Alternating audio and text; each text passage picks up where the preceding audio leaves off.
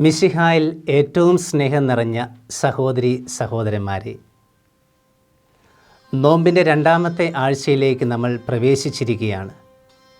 ഇന്നത്തെ 4 വായനകളിലും പ്രകടമാകുന്ന ധ്യാനചിന്ത മനുഷ്യൻ്റെ ധനമോഹത്തെക്കുറിച്ചുള്ള വിചിന്തനങ്ങളാണ്. അതീവ ധനാഢ്യന്മാരും അതീവ ദരിദ്രരും ഒരുപോലെ വസിക്കുന്ന നാടാണ് നമ്മുടേതെന്ന് എല്ലാവർക്കും അറിയാമല്ലോ.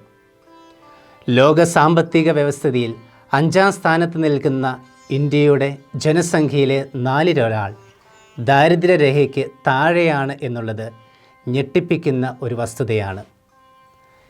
80% അർഹമായ വിഭവങ്ങൾ വെറും 20% ആളുകൾ കൈവശം വെച്ച് അനുഭവിക്കുന്നതാണ് നമ്മുടെ നാടിൻ്റെ ദുരവസ്ഥയ്ക്ക് കാരണം എന്നത് പകൽ പോലെ വ്യക്തമായ കാര്യമാണ്.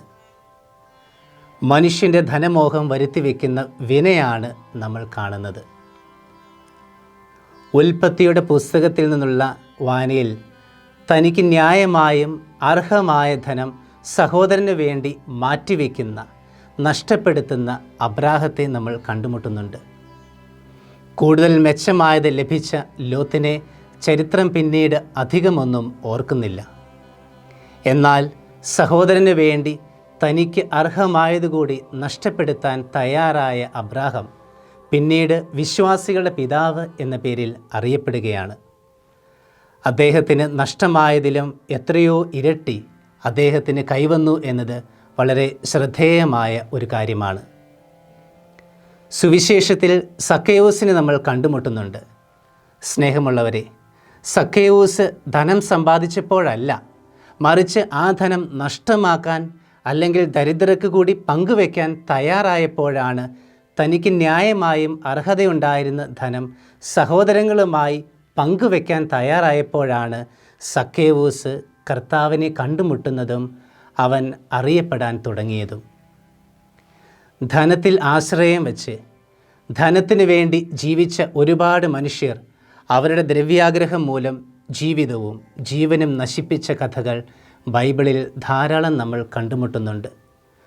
അതിന് നേർവിപരീതമായി ഈ നോമ്പുകാലത്ത് ധനം സഹോദരങ്ങൾക്ക് വിട്ടുകൊടുക്കാൻ തയ്യാറായ മനുഷ്യരെ സഭാമാതാവ് നമ്മുടെ ധ്യാനത്തിന് വിഷയമാക്കുകയാണ്. ഇന്നേ ദിവസം തന്നെയാണ് തിമോത്തിയോസിന് എഴുതിയ ലേഖനം കൂടി നമ്മൾ ചിന്തയ്ക്ക് വിഷയമാക്കുന്നത്.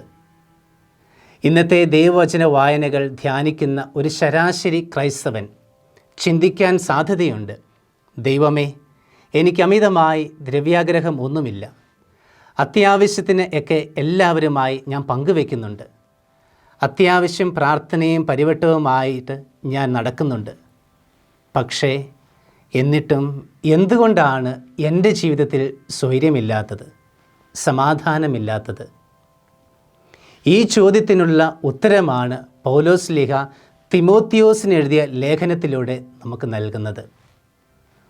ഉള്ളതുകൊണ്ട് തൃപ്തിപ്പെടുന്നവന് ദൈവഭക്തി വലിയ നേട്ടമാണ്. പ്രിയപ്പെട്ടവരെ, ഉള്ളതുകൊണ്ട് തൃപ്തിപ്പെടാൻ അറിയാത്തവർക്ക് അവർ എത്ര വലിയ ഭക്തനാണെങ്കിലും എത്ര വലിയ ഭക്തയാണെങ്കിലും ഒരു പ്രയോജനവും ഉണ്ടാവത്തില്ല. ആ ജീവിതത്തിൽ ഉള്ളതുകൊണ്ട് തൃപ്തിപ്പെടാത്തവരുടെ ജീവിതത്തിൽ സ്വസ്ഥതയും സമാധാനവും ഉണ്ടാകുന്നില്ല എന്ന സത്യം തിരുവചന ധ്യാനം നമ്മെ ഓർമ്മിപ്പിക്കുകയാണ്. അങ്ങനെ പ്രാർത്ഥനയും ഉപവാസവും ദാനധർമ്മവും നമ്മുടെ ചിന്താവിഷയം ആകുന്ന ഈ നോമ്പ് കാലത്ത് നമുക്ക് ഈ വചനം കേട്ട വചനഭാഗങ്ങളുടെ വെളിച്ചത്തിൽ നമുക്കൊന്ന് ആത്മശോധന ചെയ്യാം. എൻ്റെ ജീവിതത്തിൽ ഉള്ളതുകൊണ്ട് തൃപ്തിപ്പെടേണ്ട മേഖലകൾ ഏതൊക്കെയാണ്? ഒരുപക്ഷെ ന്യായമായും എനിക്ക് അർഹമായ ധനം എൻ്റെ സഹോദരന് വേണ്ടി കൂടി പങ്കുവെക്കാൻ ഞാൻ തയ്യാറാകുന്നുണ്ടോ? അതോ എൻ്റെ സഹോദരൻ്റെ ധനത്തിൽ കൂടി ഞാൻ കണ്ണുവെക്കുന്നുണ്ടോ? ഈ വചന വിചിന്തനം നമ്മെ കൂടുതൽ ഐക്യത്തിലേക്കും രമ്യതയിലേക്കും നയിക്കട്ടെ. ആമേൻ.